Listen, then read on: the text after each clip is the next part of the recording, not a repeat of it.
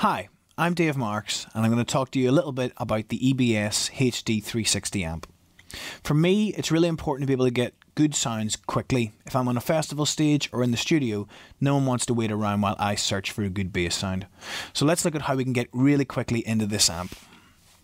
The front panel has an XLR out, so that's me into the front of house. I plug straight into the front and turn the power on. I can set the gain.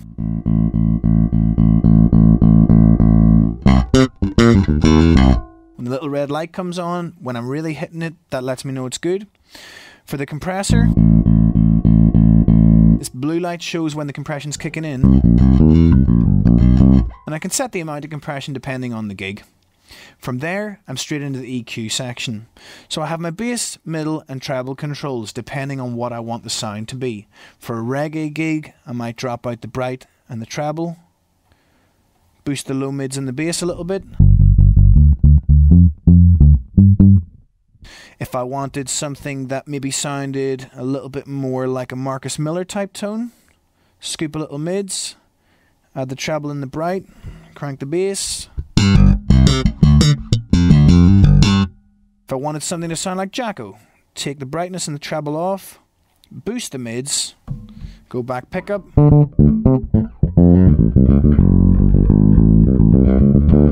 So that's three completely different bass sounds that I can get really quickly because the controls are simple but very powerful on the front of the amp. Let's look at the advanced features in the HD360. Starting off on the left here, we have this character switch. This is basically the smiley face EQ that you get. So with it on, I get that boosted bass, boosted treble, and a little bit less mid-range. Gives you that Marcus Miller type sound. Moving on, we have the filter active switch here. Basically, this allows me to turn on and off the EQ. So if I set the EQ up, for example, with all the treble and all the brightness off, and a boost in the low end, filter active on,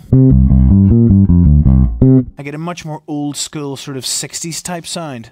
Set it off, and without having to adjust all the dials, I'm back to my pure bass sound. Notch filter is a really useful feature in your EQ. Sometimes we'll turn up to a venue, you could be playing electric bass or acoustic or even the double bass and have problems with resonance or feedback. There'll be a particular frequency that when you play it, it's going to really come out louder than all the others. So what we need to do is isolate that frequency and pull it right down. That's exactly what a notch filter does. So if I set it all the way back to notch, I can start at 50 Hz and sweep through all the frequencies. And as I tune this round, I'll find that frequency that goes and suddenly it'll disappear. And that means I've found the right frequency and scooped it right out, solving the problem. Moving on from there, we have the drive control. A lot of bass players don't understand drive. They think when you say drive, you're talking about distortion. This is a different kind of thing. Distortion you'll use in a rock or metal band to get a really aggressive bass sound. But drive here, we're going for the sound of tubes. We're trying to warm up the bass sound. Even if you don't use drive yourself, a lot of the time when we record, the producer's going to add a little bit of drive to that channel just to warm up the bass sound, fatten it up. So if I set the drive all the way off, and then add it in, and maybe to a more extreme setting, you'll hear you get a boost in the level, but also that sort of warmth and the large sort of low mid-range sound in your bass really comes into its own there. So those controls will help you with setting sounds. And then finally here, our balanced output, the XLR that we send whenever we're sending to the front of house on a gig or to the recording desk in the studio, we have three settings: post EQ, speaker simulation and ground lift. These can be a lifesaver. Post EQ allows you to send your EQ setting through to the desk. So if you have a really specific bass sound you want them to capture, hit that and it'll go straight through. If you want to give them the flat sound, turn it off and they'll just get the pure sound of your bass without the EQ. Speaker Simulator is very helpful if you're recording dry, so your signal is going straight into the desk, there's no mics on your cabs, and you want to try and get a slightly livelier sound. This helps you emulate the sound of a mic cabinet along with your dry sound.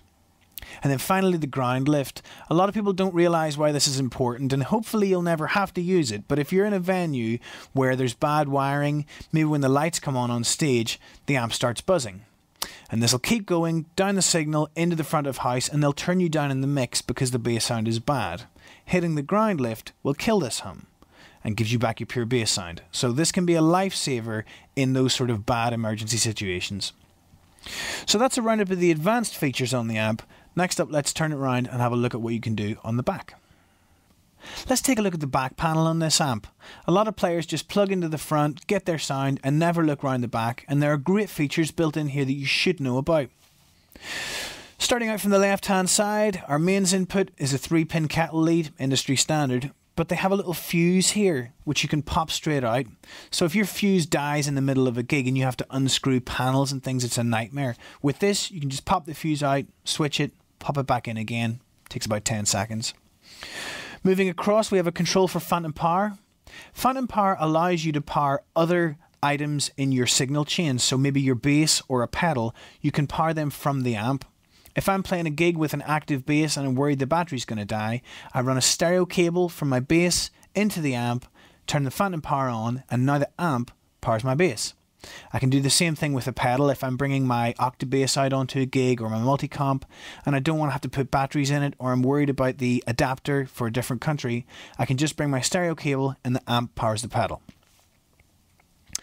Beyond that, we have these two inputs for the remote. This is the EBS RM4. This is a foot switch that allows you to turn the character on and off, turn the EQ stage on and off, turn the drive on and off, and also mute the amp. So that gives me a lot of control over the front panel without having to go and adjust any knobs in the gig.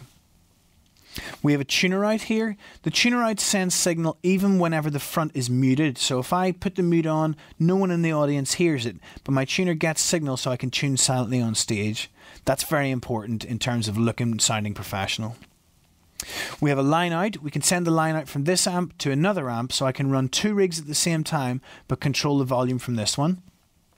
And then we have an effects loop here. The effects send and return. I can take all my pedals and put them into this effects loop so that I get my bass pure into the amp, and then I can adjust how much of the pedals are used. So say you wish that your distortion pedal, you could blend the clean and the distorted sound. You can.